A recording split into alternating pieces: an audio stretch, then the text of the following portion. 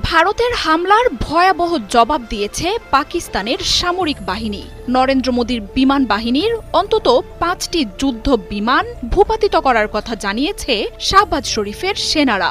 I can confirm you that 5 Indian aircrafts, including 3 Rafale, 1 Su-30 and 1 MiG-29 have been shot down, and 1 Heron drone has also been shot down. যার মধ্যে আকাশ প্রতিরক্ষায় থাকা অত্যাধুনিক Rafale যুদ্ধ বিমানও রয়েছে। এছাড়া রয়েছে ভারতীয় বাহিনীর Su-30 এবং MiG-29 যুদ্ধ বিমান। কয়েক ঘন্টার ব্যবধানে আরও বিস্ফোরক সব হামলার তথ্য উঠে আসতে থাকে। লাইন অফ কন্ট্রোলে ভারতীয় বাহিনীর ব্রিগেড হেডকোয়ার্টার ধ্বংস করা হয়েছে। হামলায় গুড়িয়ে দেয়া হয়েছে নিয়ন্ত্রণ রেখায় থাকা ভারতের সেনা চেকপোস্টগুলো। পাকিস্তানি হামলায় ভারতীয় অসংখ্য ড্রোন ধ্বংস হয়ে গেছে।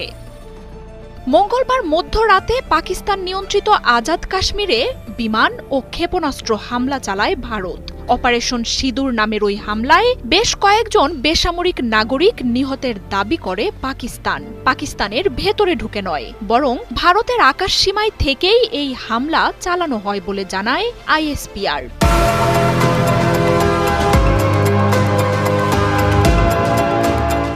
পাকিস্তানের পক্ষ থেকে দাবি করা হয়েছে, দেশের 4টি মসজিদে ভারত মিসাইল হামলা চালিয়েছে। এতে মসজিদগুলো ধ্বংস হয়ে গেছে। আনুষ্ঠানিকভাবে 8 জন নিহত হওয়ার কথা স্বীকার করেছে পাকিস্তান।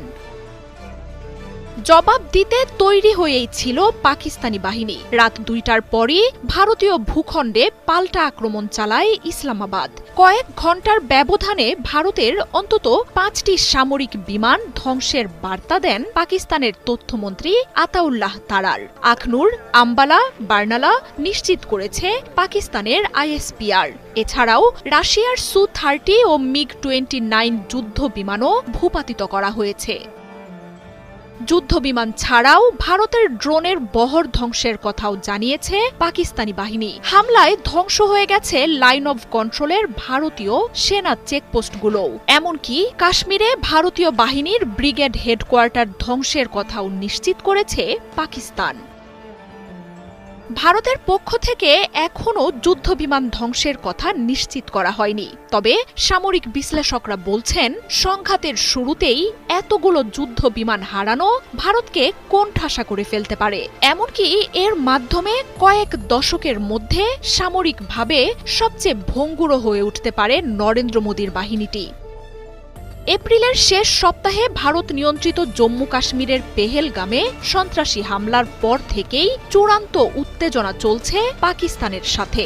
যে কোনো সময় যুদ্ধের শঙ্কায় গেল কয়েক দিন ধরেই পাল্টাপাল্টি মহড়া আর অস্ত্রের পরীক্ষাও চালাচ্ছিল দেশগুলো। শেষ পর্যন্ত মঙ্গলবার মধ্যরাতে ভারতের পক্ষ থেকে হামলা চালানো হয় পাকিস্তানের ভূখণ্ডে।